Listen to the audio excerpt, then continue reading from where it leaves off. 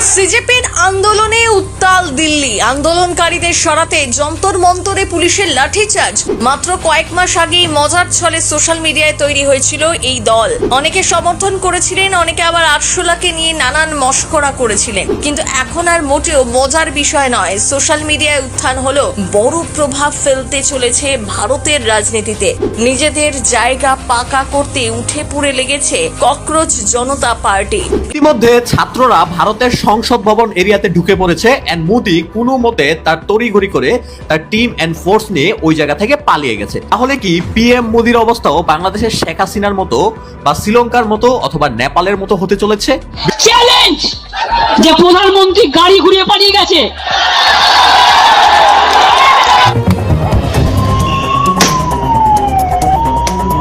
তেলাপোকা নামে পরিচিত একদল তরুণ তরুণী যাদের নিয়ে একসময় হাসাহাসি হয়েছিল, তারাই আজ হাজার হাজার মানুষের মিছিলে পরিণত হয়েছে।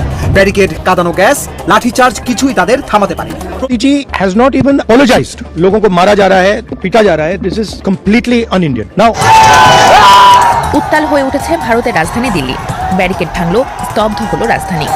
আসসালামু আলাইকুম রহমতুল্লাহি ওয়াবারাকাতুহ। সম্মানিত দর্শক, যেই তেলাপোকা দেখলে ভয় পেত নারীরা, সেই তেলাপোকা দেখে এখন ভয় পাচ্ছে ভারতের রাজনীতি। এবার মোদী সরকারের পতন ঘটাতে এই ককরোচ জনতা পার্টি কঠিন ভূমিকা পালন করছেন। রাজনীতিতে নতুন এই নামটি এখন জনগণের কাছে খুবই প্রিয় এবং ক্ষমতাশীল বিজেপির কাছে একটি বিস্ফোরার মতো। পালাবে কি সেই বিস্ফোরা সাথে নিয়ে চলতে, নাকি এই বিস্ফোরার ভয়ে দেশ ছেড়ে পালাতে হতে পারে সাবেক প্রধানমন্ত্রী হাসিনা কিংবা নেপাল সরকার ও মালয়েশিয়া সরকারের মতোই? দর্শক, বিস্তারিত সেটি দেখবেন আজকের এই ভিডিওতে। তাই গুরুত্বপূর্ণ ভিডিওটি সকলকে দেখার জন্য অনুরোধ রাখছি। এরকম নিত্য নতুন ভিডিও পেতে চ্যানেলটিকে সাবস্ক্রাইব করে পাশে রাখা বেল বাটনটি অন করে দেবেন প্রত্যেক মুহূর্তের আপডেট পেতে। সিজেপির আন্দোলনে উত্তাল দিল্লি। আন্দোলনকারীদের সরাতে যন্তর মন্তরে পুলিশের লাঠিচার্জ। মাত্র কয়েক মাস আগেই মজার ছলে সোশ্যাল মিডিয়ায় তৈরি হয়েছিল এই দল। অনেকে সমর্থন করেছিলেন, অনেকে আবার আরশোলাকে নিয়ে নানান মশকরা করেছিলেন। কিন্তু এখন আর মোটেও মজার বিষয় নয়। সোশ্যাল মিডিয়ায় উত্থান হলো বড় প্রভাব ফেলতে চলেছে ভারতের রাজনীতিতে। নিজেদের জায়গা পাকা করতে উঠে পড়ে লেগেছে ককরোচ জনতা পার্টি। বিশেষ করে সোনামের অনশনের পর দেশ জুড়ে আলোচনায় এই দল। ভারতের রাজনীতিতে কি নতুন দলের আবির্ভাব বদলে দেবে সমীকরণ? বিজেপিকে চাপে ফেলতে আন্দোলনের তেজ বাড়ছে। এই আন্দোলন থেকেই কি জন্ম নেবে বিজেপির মূল প্রতিদ্বন্দ্বী? জেনজি আন্দোলনের প্রভাবে সরকার পরিবর্তনের সাক্ষী থেকেছে বাংলাদেশ, নেপাল।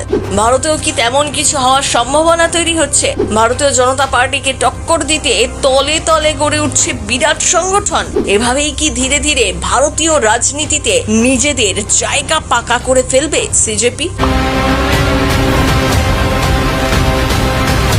নিট প্রশ্নফাঁস থেকে পরীক্ষায় অনিয়ম সহ একাধিক বিষয় প্রতিবাদে ককরোচ জনতা পার্টির চলো সংসদ অভিযান। যন্তর মন্তরে ধুন্ধুমার পরিস্থিতি। মূল দাবি কেন্দ্রীয় শিক্ষামন্ত্রী ধর্মেন্দ্র প্রধানের পদত্যাগ। সমাজকর্মী সোনম ওয়াংচুকের এক টানা অনশন। ককরোচ জনতা পার্টির লাগাতার প্রতিবাদের পর নাকি সরকার পক্ষ তাদের সাথে কথা বলতে রাজি হয়েছে বলে জানানো হয়েছে দলের তরফে। সব মিলিয়ে ভারতে এখন আলোচনার কেন্দ্রবিন্দু হয়ে উঠেছে এই ককরোচ জনতা পার্টি। সোশ্যাল মিডিয়ায় শুরু, তারপর মিম, এরপর প্রতিবাদ, আর এখন দিল্লির যন্তর মন্তরে বিক্ষোভ, পুলিশের লাঠিচার্জ, জাতীয় স্তরে বিতর্ক। ককরোচ জনতা পার্টি বা সিজেপি, যে সংগঠন কয়েক মাস আগেও অনেকের কাছেই ছিল নিছক হাসি ঠাট্টার বিষয়, সেই সংগঠনকে ঘিরে এখন নতুন রাজনৈতিক জল্পনা। ভারতের রাজনীতিতে রাজনৈতিক শক্তির আবির্ভাব নতুন নয়। স্বাধীনতার পর থেকে কংগ্রেসের একচ্ছত্র আধিপত্য ভেঙে জনতা পার্টির উত্থান, পরে বিজেপির বিস্তার, আবার দুর্নীতি বিরোধী আন্দোলনের হাত ধরে আম আদমি পার্টির জন্ম। প্রতিটি ঘটনাই দেখিয়েছে জন অসন্তোষ যদি সংগঠিত রূপ পায় তবে তা রাজনৈতিক বিকল্পও তৈরি করতে পারে। এই প্রেক্ষাপটে সাম্প্রতিক সময় আলোচনায় উঠে এসেছে ককরোচ জনতা পার্টি বা সিজেপি। প্রথমে সোশ্যাল মিডিয়া ব্যঙ্গ বিদ্রুপের মধ্যেই পরিচিতি, কিন্তু ধীরে ধীরে সংগঠনের কর্মসূচি, প্রতিবাদ এবং জনসংযোগের মাধ্যমে নিজেদের উপস্থিতি জানান দিতে শুরু করেছে তারা। সাম্প্রতিক সময় দিল্লির যন্তর মন্তরে বিক্ষোভ, আন্দোলনকারীদের সরাতে পুলিশের হস্তক্ষেপ, লাঠিচার্জের ঘটনায় নতুন করে জাতীয় স্তরে আলোচনায় এসেছে সংগঠনটি। বিশেষ করে সোনমের অনশনকে কেন্দ্র করে সামাজিক মাধ্যমে ব্যাপক প্রচার পাওয়ায় অনেক তরুণ এই আন্দোলনের দিকে নজর দিতে শুরু করেছিলেন। তবে ইতিহাস বলছে আলোচনা নির্বাচনে আসা আর নির্বাচনে সফল হওয়া দুটি এক বিষয় নয়। ভারতের নির্বাচন ব্যবস্থায় সংগঠন, বুথ স্তরের কর্মী, আর্থিক সামর্থ্য, দীর্ঘমেয়াদী রাজনৈতিক কৌশল সব মিলিয়ে তৈরি হয় বড় রাজনৈতিক শক্তি। শুধুমাত্র ভাইরাল হওয়া বা জনসমর্থনের দাবি করলে সেই পথ সহজ হয় না। তবুও এই ঘটনাকে একেবারে উড়িয়ে দেওয়ার সুযোগও নেই, কারণ গত এক দশকে বিশ্বের বিভিন্ন দেশে দেখা গিয়েছে সোশ্যাল মিডিয়া আন্দোলন কখনো কখনো বাস্তব রাজনীতিতেও প্রভাব ফেলেছে। বাংলাদেশের ছাত্র আন্দোলনের প্রভাব, নেপালে ধারাবাহিক জন আন্দোলন কিংবা বিশ্বের বিভিন্ন দেশে ডিজিটাল প্ল্যাটফর্মে সংগঠিত প্রতিবাদ সবই দেখিয়েছে তরুণ প্রজন্ম রাজনীতির ভাষা বদলে দিতে পারে।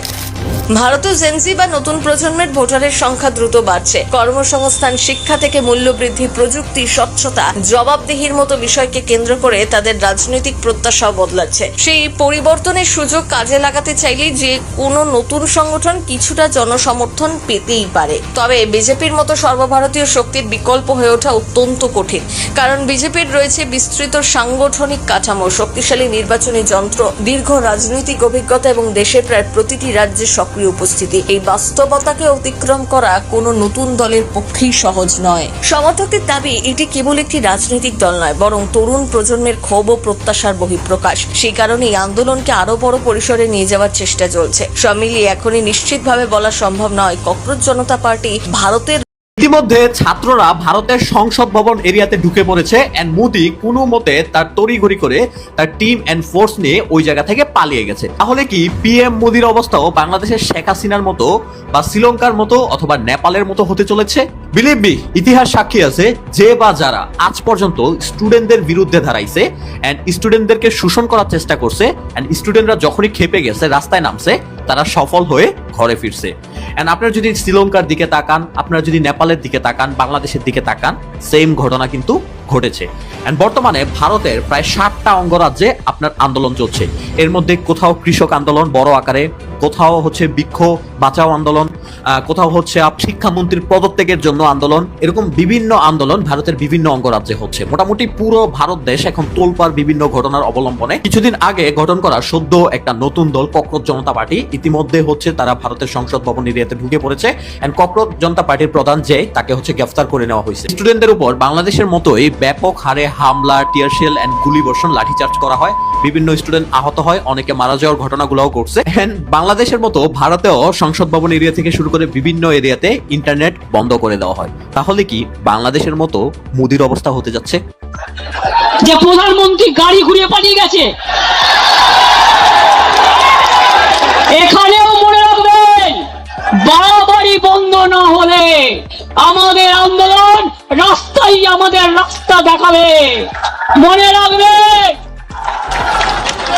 পুলিশ এলাকা এলাকায় এসপির ভূমিকা, বিজেপি প্রেসিডেন্ট হয়ে গেছে, আইসি হয়ে গেছে ব্লক প্রেসিডেন্ট। কেন আপনারা তৃণমূল কংগ্রেসকে ভয় দেখাচ্ছেন? আমি আজকে বলে যাই, এরপর আমি জেলায় জেলায় বেরোবো, কত ক্ষমতা আছে আমি দেখতে চাই। আপনারা আমাকে আটকাবে?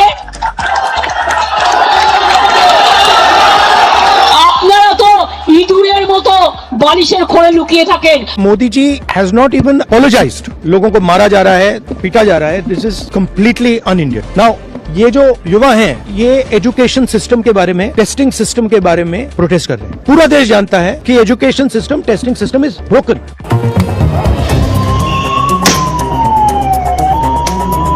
তেলাপোকা নামে পরিচিত একদল তরুণ তরুণী যাদের নিয়ে একসময় হাসাহাসি হয়েছিল, তারাই আজ হাজার হাজার মানুষের মিছিলে পরিণত হয়েছে। ব্যারিকেড, কাঁদানো গ্যাস, লাঠিচার্জ কিছুই তাদের থামাতে পারেনি। প্রশ্ন এখন একটাই, এটা কি শুধু একটি ছাত্র আন্দোলন, নাকি মোদী সরকারের ক্ষমতা এখন হুমকির মুখে?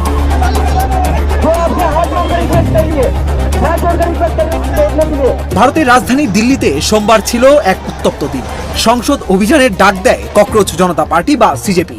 আন্দোলনকারীদের মূল দাবি কেন্দ্রীয় শিক্ষামন্ত্রী ধর্মেন্দ্র প্রধানের পদত্যাগ, পরীক্ষার প্রশ্নপত্র ফাঁসের নিরপেক্ষ তদন্ত এবং ক্ষতিগ্রস্ত শিক্ষার্থী ও পরিবারগুলোর জন্য ন্যায় বিচার।